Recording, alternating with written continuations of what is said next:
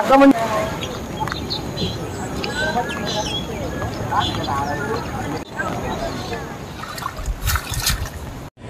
ভিন্ন রকম বাংলাদেশ দেখছে ভারত। সীমান্তে বাঘের মতন গর্জন দিচ্ছে বিজেপি। গত 17-18 বছরে যা করতে পারে নাই এই মুহূর্তে তা করে দেখাচ্ছে। অপরদিকে বাংলাদেশের সাথে ইচ্ছাকৃতভাবে তাদের নিজস্ব বিপদটাকে ওভারটেক করার জন্য আমাদের উপর যেই বিপদ চাপিয়ে দেওয়া হয়েছে, মানে ত্রিপুরার গেট বলেন, আরও বিভিন্ন যে ব্যারেজগুলো আছে সেগুলোকে উন্মুক্ত করে দিয়ে বাংলাদেশে যে অপ্রত্যাশিত কৃত্রিম বন্যা সৃষ্টি করা হয়েছে, এটা নিয়ে কয়েক ধাপে অ্যাকশন শুরু হয়েছে। প্রথম অ্যাকশনটা গেছে কার উপর দিয়া? জি মিডিয়া নামক ওই মিডিয়ার উপর, যারা বাংলাদেশের এই বন্যা নিয়ে ট্রল করছিল। তো ট্রলের মাইকা বাপ করে দিয়েছে কে? বাংলাদেশের আমাদের যে বীর হ্যাকাররা আছেন, তারাও কিন্তু অনলাইন যোদ্ধা খেলছে। শুধু এইখানে শেষ না, সমন্বয়কদের অ্যাকশন আছে, ইউনিভার্সিটিতে অ্যাকশন আছে। এবার বলছি ধাপে ধাপে। প্রথমে আমরা ভারতের জি মিডিয়ারে দেখি, তারা বাংলাদেশের এই বন্যা নিয়ে একটা স্ট্যাটাস দিয়েছিল কি, যে ভারত পানি খুলে দিল আর ওপার বাংলাতে মানুষ মানে কাতরাচ্ছে, আরজি করছে, এদের কাছে নাকি আমরা আরজি উর্জি করতে আসি। তো এই ধরনের বক্তব্যের পর রাত 12টার পরে আজকে রাতে এই কি বলে যে gmedia.in এটার ওয়েবসাইটে প্রকাশ, মানে ওয়েবসাইটে ঢুকতে গিয়ে দেখা যায় এখানে একাধিক বার্তা। ওয়েবসাইটটিতে লেখা আছে বাংলাদেশের পরিস্থিতি নিয়ে মজা করার জন্য এই সাইটটি হ্যাক করা হয়েছে। আরও নোংরা করলে নিউজ চ্যানেল দখল করবে আপনার আমাদের হ্যাকাররা। তাছাড়া ওয়েবসাইটের উপর ইংরেজিতে লেখা আছে hack by system admin BD. আচ্ছা, তারা লিখছিল যে ভারত ছাড়লো জল, ভাসছে বাংলাদেশ। এরপরেই আপনার এটা একটা স্ক্রিনশটও তারা সেখানে যুক্ত করে দিছে যেন বোঝার জন্য। এটাতে গেল পার্ট 1। পার্ট 2 আমি দেখাচ্ছি। আমাদের যে সমন্বয়ক আছে আসিফ মাহমুদ, প্রতিবেশী দেশ তাদের বিপদের জন্য তারা তাদের সিস্টেমটা অবশ্যই করবে, কিন্তু সেটার জন্য আমাদেরকে একটা মেসেজ দিতে হবে।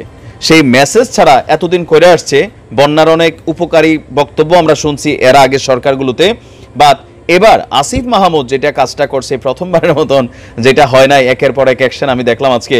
ভারতেও যে দূতাবাস আছে সেই দূতাবাসে যারা ঊর্ধ্বতন কর্মকর্তা আছে তাদের কাছে কৈফিয়ত চেয়েছে।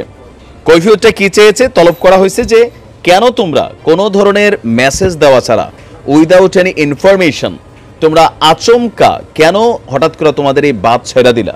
এটা একটা সিস্টেম আছে, সম্ভবত চুক্তি আছে দুইটা রাষ্ট্রের মধ্যে, যে কোনো সিদ্ধান্ত নেওয়ার আগে অন্য রাষ্ট্রটাকে একটা মেসেজ দিতে হবে, অ্যালার্মিং মেসেজ। আমরা যেন আমাদের মতো করে যে হ্যাঁ এই পানিটা কোন কোন দিক দিয়ে যাবে সেখানে আমরা আমাদের একটা প্রিপারেশন রাখবো। এটা তো এমন না যে 5 মিনিটের মধ্যে ভারতে পানি হয়ে গেছে আর 2 মিনিটের মধ্যে ছাড়া লাগছে। গত কয়েকদিন যাবত ত্রিপুরাতে বৃষ্টি হচ্ছে, পরিস্থিতি খারাপের দিকে যাচ্ছে। ত্রিপুরাতে অরিজিনালি খারাপ অবস্থা, এটা আমরা অস্বীকার করার সুযোগ নেই, কিন্তু এই বাঁধটা যে খুলে দিবে 31 বছরের মধ্যে, যেটা করে নাই, স্বাভাবিক বাংলাদেশ প্রস্তুত ছিল না। তো তোমরা যেহেতু করছো, এই মেসেজটা কেন দেও নাই? এই বিষয়টাই জবাবদিহিতার আওতায় আনার জন্য আসিফ মাহমুদ ভারতীয় দূতাবাসের যেই যারা কর্মকর্তা আছেন, তো এখানেই শেষ না, ভারত একের পর এক সারপ্রাইজ পাচ্ছে যে এই কোন বাংলাদেশ আমরা দেখছি।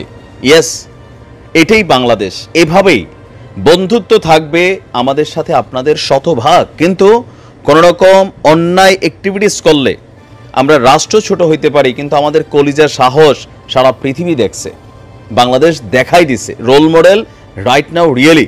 তো এখানে শেষ না, ভারতের এই পানির ইস্যু নিয়ে বাংলাদেশের বিভিন্ন ইউনিভার্সিটিতে আমাদের ছাত্র সমন্বয়ক যারা আছেন তারা কিন্তু এটা নিয়ে ব্যাপক প্রতিবাদ করেছেন, মিছিল হয়েছে, শহরে শহরে প্রতিবাদ হচ্ছে, সোশ্যাল মিডিয়া প্ল্যাটফর্মেও ভারতের বিরুদ্ধেই একটা অবস্থান তৈরি হয়েছে। দেখেন, ভারত যে পানিটা দিছে এটা তাদের প্রয়োজন ছিল তাদের দেশ বাঁচানোর জন্য, কিন্তু সিস্টেমটা রং। ওই যে বললাম, আপনাদের বিপদ হয়েছে, আপনারা আপনাদের বিপদটাকে ভেতর থেকে পরিষ্কার করার চেষ্টা করবেন, আরেক দেশ ডুবাই দিয়া, এটা না। ফারাক্কা বাদ করছেন, তিস্তা বাদ করছেন, এটা করছেন, সেটা করছেন, তো কেন এখন আপনারা পারেন না? এই বাদগুলো করছেন বাংলাদেশে মারা দেওয়ার জন্য। সেই দিন শেষ হয়ে আসতেছে। আমরাও ইনশাল্লাহ আওয়াজ তুলছি যে 2-4টা বাদ আমরাও তৈরি করে দেখি আসলে পারি কিনা বাংলাদেশিরা মিলা খেলা হবে। হ্যাঁ।